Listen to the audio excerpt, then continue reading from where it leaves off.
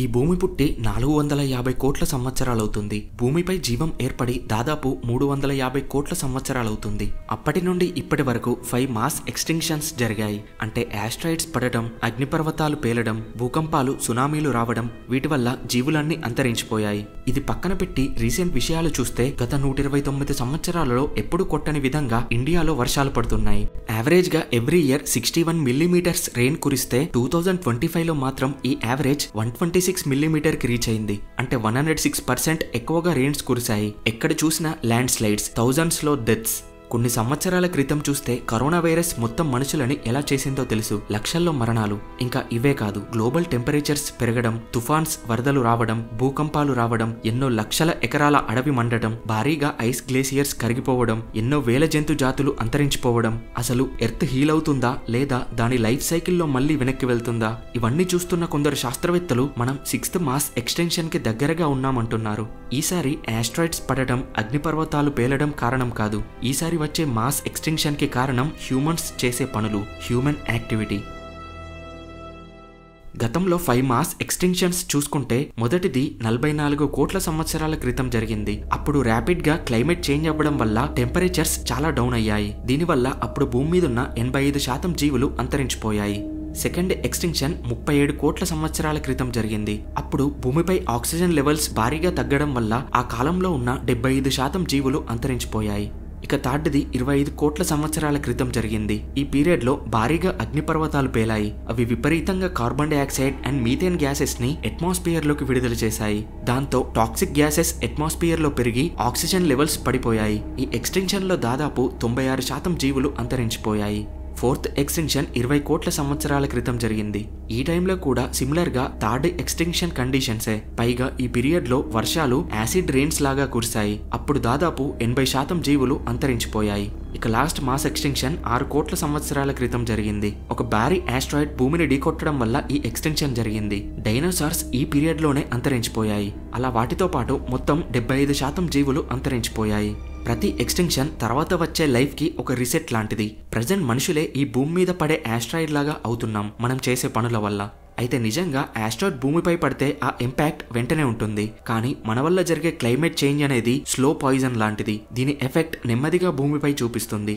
19th century ముందు వరకు earth average temperature constant గా 13.7 డిగ్రీ సెల్సియస్ ఉండేది. వేల సంవత్సరాలుగా కాన్స్టెంట్ గా ఉన్న టెంపరేచర్ 18th సెంచరీ నుండి 1.2 డిగ్రీస్ పెరిగింది.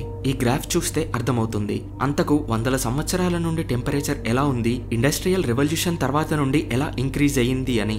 అంటే ఇంకా రానున్న రోజులలో ఈ యావరేజ్ ఎర్త్ టెంపరేచర్స్ ఇంకా పెరుగుతాయి. భూమికి నార్త్ లో ఆర్కిటిక్ ఉంటుంది. రీసెంట్ ఇయర్స్ లో ఈ ఆర్కిటిక్ ఐస్ ప్రతి 10 సంవత్సరాలకి 13% తగ్గుతుంది. అంటే మరికొన్ని సంవత్సరాలలో ఇక్కడ ఐస్ పూర్తిగా కరిగిపోతుంది.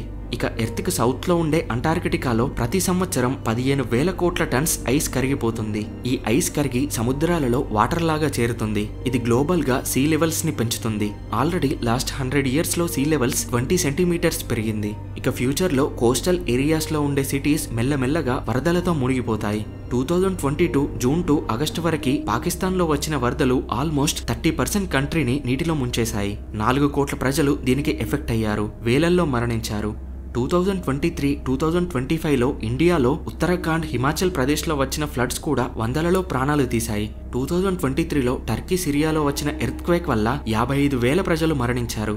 అసలు ఇవన్నీ నేచరే చేస్తుంది కదా. హ్యూమన్ యాక్టివిటీకి వీటికి లింక్ ఏంటి అనుకోవచ్చు. హ్యూమన్ యాక్టివిటీ ఎలా క్లైమేట్ చేంజ్ ని ఎఫెక్ట్ చేస్తుందో చూద్దాం.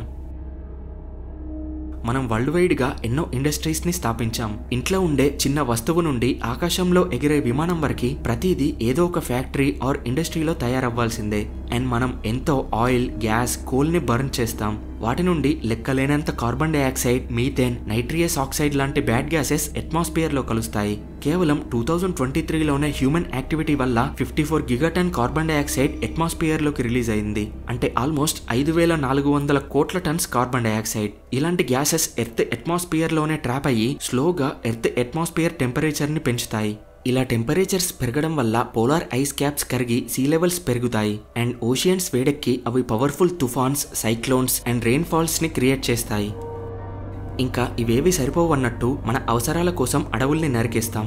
అమెజాన్ రెయిన్ ఫారెస్ట్ ఎర్త్ కి లంగ్స్ లాంటిది. కానీ ప్రతి సంవత్సరం దాదాపు 10 నుండి 40 లక్షల ఎకరాల అడవిని నరికివేస్తున్నాం. ఇంకా వరల్డ్ వైడ్ గా చిన్న ఫారెస్ట్లు తగ్గించడం గురించి అడిగేవారే లేరు. దీనివల్ల క్లైమేట్ చేంజ్ అవ్వడం ప్రాబ్లం ఒక్కటే కాదు, ఆ ఫారెస్ట్ లో జీవించే ఎన్నో వేల జాతుల జంతువులు అంతరించిపోతున్నాయి. సరే, అసలు ఫ్యూచర్లో ఎలాంటి ఇన్సిడెంట్స్ జరగచ్చు, హ్యూమన్ యాక్టివిటీ వల్ల ఏమేం జరిగి ఎర్త్పై లైఫ్ అంతమవ్వచ్చో చూద్దాం. హ్యూమన్ యాక్టివిటీ వల్ల మాస్ ఎక్స్టింక్షన్ అనేది సడన్ గా జరగదు. ప్రెజెంట్ వరల్డ్ వైడ్ గా జరిగే ఇన్సిడెంట్స్ అన్ని జస్ట్ సిగ్నల్స్ మాత్రమే. బట్ ఇలా కంటిన్యూ అవుతే హండ్రెడ్స్ ఆఫ్ ఇయర్స్ లో డెఫినెట్లీ మాస్ ఎక్స్టింక్షన్ జరుగుతుంది. ఎయిర్ పొల్యూషన్ ఇలానే పెరిగితే గ్లోబల్ టెంపరేచర్స్ కూడా ఇంక్రీజ్ అవుతాయి. జస్ట్ ఇమాజిన్, ఒక సమ్మర్ లో 40 degrees క్రాస్ అవుతేనే మనం తట్టుకోలేం. అలాంటిది కొన్ని ఇయర్స్ లో 60 degrees కన్నా ఎక్కువగా అవుతే అసలు మనం సర్వైవ్ అవుతామా? ఈ సిచ్యువేషన్స్ ఎన్నడో కాదు, మరో 200 to 400 ఇయర్స్ లో వచ్చే ఛాన్స్ ఉంది. అప్పుడు భూమి మీద 30% ల్యాండ్ ఏరియా జీవించడానికి అనుకూలంగా ఉండదు. హ్యూమన్స్ సంగతి పక్కన పెడితే యానిమల్స్ అయితే ఏసీ రూముల్లో ఉండవు. సో చాలా యానిమల్స్ ఫాస్ట్ గా అంతరించడం స్టార్ట్ అవుతుంది. ఫుడ్ చైన్ కొలాప్స్ అవుతుంది. ఒకవేళ చెట్లు మొక్కలకి పాలినేటర్స్ గా ఉండే చిన్న ఇన్సెక్ట్స్ అంటే బీస్ లాంటివి అంతరించిపోతే క్రాప్స్ అన్ని కొలాప్స్ అవుతాయి. ఎందుకంటే 90% ఫ్లవర్ ప్లాంట్స్ అండ్ ఎన్నో రకాల ట్రీస్ పాలినేషన్ ద్వారానే డిపెండ్ అవుతాయి. సో ట్రీ ఫుడ్ లేకపోతే ఏ జంతువులు ఉండవు, ట్రీ ఫుడ్ అండ్ ఏ జంతువులు లేకపోతే మనము ఉండము. అండ్ ఎయిర్ పొల్యూషన్ వల్ల యాసిడ్ రెయిన్స్ కురిసే ఛాన్స్ ఉంది. గతంలో మన ప్లానెట్ పై కొన్ని సంవత్సరాల పాటు నాన్ స్టాప్ గా acid rains కురిశాయి.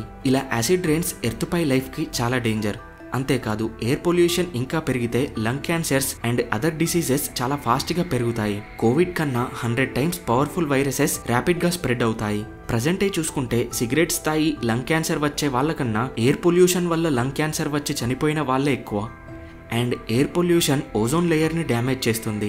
Ozone layer sun నుండి వచ్చే యూవీ రేస్ నుండి మనల్ని కాపాడుతుంది. ఒకవేళ ఓజోన్ లేయర్ చీలిపోతే యూవీ రేస్ డైరెక్ట్ గా మనపైనే పడతాయి. కేవలం కొన్ని డేస్ లోనే సన్లైట్ వల్ల అందరికీ స్కిన్ క్యాన్సర్ వస్తుంది.